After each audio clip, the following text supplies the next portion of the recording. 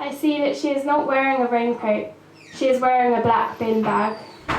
It is glossy with rain and tied around her thin neck. I touch the pendant round my own neck. It is a single pearl hung from a silver chain. Daniel had once lifted my hair and fastened it there. I reach into my pocket and give her 20 rupees. She takes the notes and holds on to my hands. Her eyes are shiny and so dark the irises blend with the pupils. She says something to me. Her mouth shaped around the curl of the words that fall upon my ears in bell-like syllables. She strokes my palm with a finger that is bent with age and slowly joins the other women, walking along to where the sacks will be deposited. I turn around to Dad, who conceals sadness with anger. She told me that you remind her of her daughter when she was alive, he says, and she said you have good karma. Not alone, not late, on the dark walk back, when keys like claws jut out in sharp defiance, when eyes are trained to the shadows' daring movement, moving through the reclaimed night. But with him, early on a muted morning in the family home, when sleep pins the body down, unconscious, immobile, to be shaken awake, unwilling, eyes open in blurred confusion to meet that face, so unexpectedly familiar. The pigeon feeder. Every day he comes in his drab grey ragged Mac, skulking through the cobbled streets, his peg leg click-a-clacks. Always at 4:35, never a minute late. Brown paper bag swings from his hands as he closes up the gate. Now peeping through the curtains, out past their window panes, folks, they are whispering, the pigeon's feeder's back again. Oh, what a nice man. Oh, what a quiet man. Oh, what a sad man. Oh, what a poor man. But what's in the bag? What's in the bag? See, I just can't help but wonder, man, what's in the bag? The poor, they fear him. The rich, they mock him. But oh, how all the little schoolchildren love him. They laugh when he turns their waves with a kind and crooked grin. But why he does it, no one knows. Everyone's got a different theory. And you can hear them all in the squares, cafes, and at every dinner party. Some say he lost his wife and kids in the most horrendous fashion. Some say, what's wrong? It's just an act of kindness and compassion. Maybe he's not all there up there. Maybe he's just going through a crisis. My neighbor says, who gives a fuck? He's driving down house prices. Oh, what a nice man. Oh, what a quiet man. Just a sad man. Oh, what a poor man. But what's in the bag? What's in the bag? Why does no one else wonder, man, what's in the bag? Well, ain't it funny how the old guy looks just like the kind he feeds? What with all the old grey-tattered Mac and his nose hooked like a beak. And though there's a dozen of these vagabonds, this one, he ain't just quite the same. Rumors have it he knows every single bird in town by name. This is my part now. And then one late afternoon in July or June, as the patrons sipped on their iced coffees and ate their carrot cakes, I watched from a park bench, squinting my eyes behind my glasses, as the unthinkable happened. The man, with one elegant gesture, as if a ballet dancer with decades of experience, disposed of his Mac, his glass, and his cane.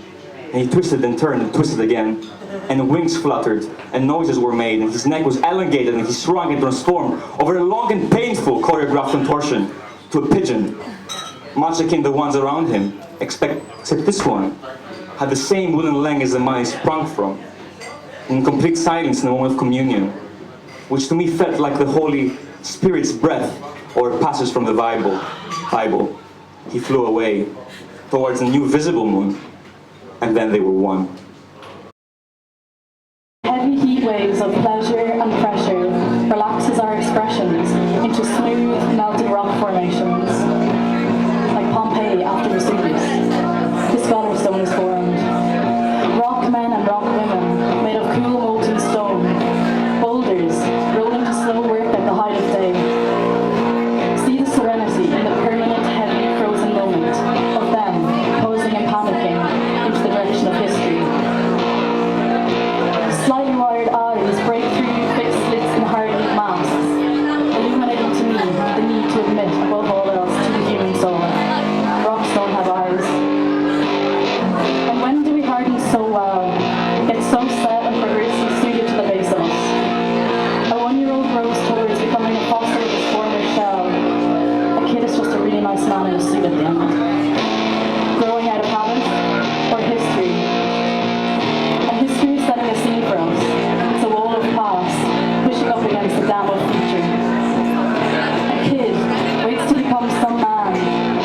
knows what rhythm he was set to.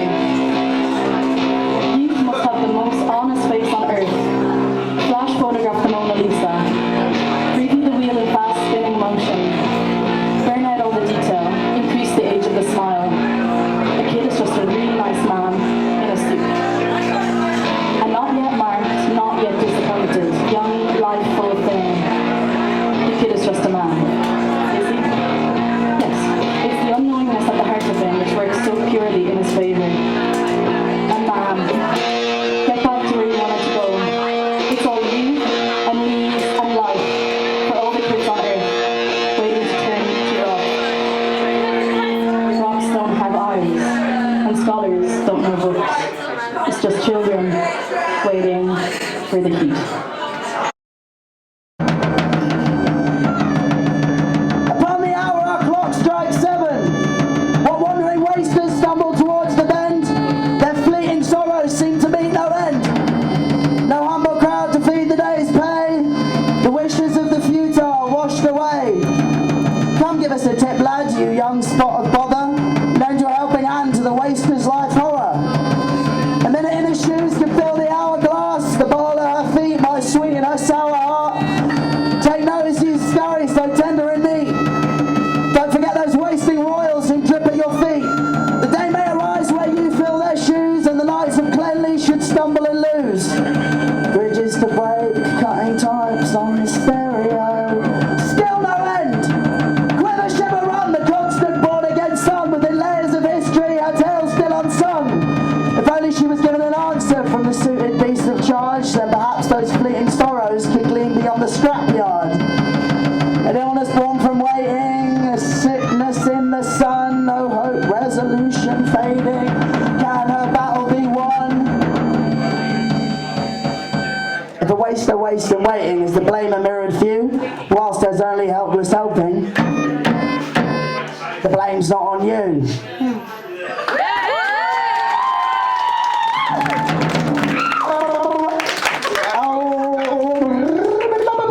Itching and a scratching, catching the last known reaction, and diving into your desolate days with your dirty bitch.